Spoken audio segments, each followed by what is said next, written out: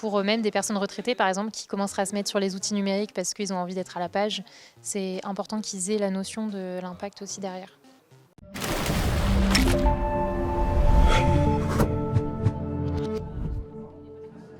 À l'occasion du Digital Cleanup Day, la ville d'Aix-en-Provence a organisé plusieurs événements du 2 au 6 mars.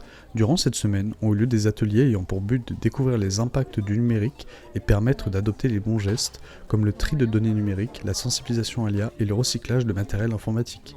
Le temps fort de cette semaine s'est déroulé au centre social Jas Nord, en partenariat avec l'Hub du Sud, Unicité et la Maison Numérique, au cours duquel le public a pu être sensibilisé à l'impact de son usage numérique de manière ludique. Alors on s'est dit que c'était important de sensibiliser les personnes à l'impact environnemental du numérique et aussi de casser un peu les idées reçues qu'on peut avoir. Par exemple, des fois on a l'impression que certains impacts sont vraiment très forts, comme supprimer ses mails, ce genre de choses. Et en fait on se rend compte qu'il y a des impacts qui sont beaucoup plus forts. Par exemple, utiliser la vidéo quand on fait des visioconférences ou regarder des films pendant des heures, etc. Et du coup, l'idée, c'était vraiment de pouvoir permettre un peu d'éduquer les personnes et de les sensibiliser à ces sujets de manière ludique. On a d'abord un quiz pour un petit peu mettre en jambe les personnes, voir un petit peu leurs connaissances sur le sujet de l'impact environnemental du numérique. Et ensuite, on va avoir un jeu de plateau avec des cartes. Une première partie qui est consacrée aux usages.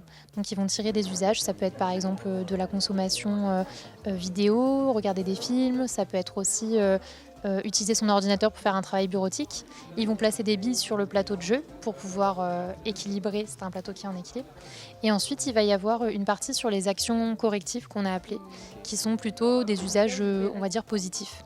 Donc, par exemple, acheter un matériel reconditionné ou diminuer le nombre de vidéos qu'on va regarder, plutôt privilégier la Wi-Fi que la 4G, ce genre de choses. Je ne sais pas combien je consomme, je ne connais pas combien, qu'est-ce que ça va me coûter, je ne sais pas. Tout ce que je sais, c'est que je l'utilise, c'est tout. Oui, avec le petit jeu, je crois que je comprendrai mieux et je ferai un peu plus attention. La formation, la sensibilisation, elle n'est pas assez prononcée pour moi. Et je pense qu'un organisme comme le centre social, c'est le lieu idéal et la maison numérique, c'est aussi ça, ça sert à ça.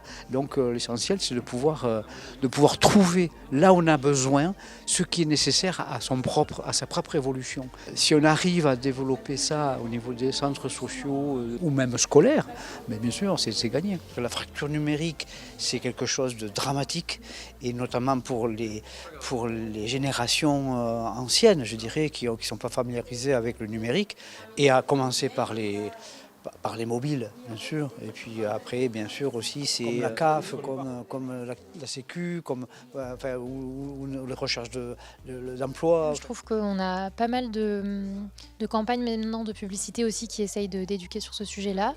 Il y a aussi un gros travail des associations pour essayer d'éduquer au maximum les personnes. Au niveau, je pense, de l'État, il y a un petit effort à faire encore. Parce que les chercheurs, l'ADEME, etc. fait beaucoup de ressources.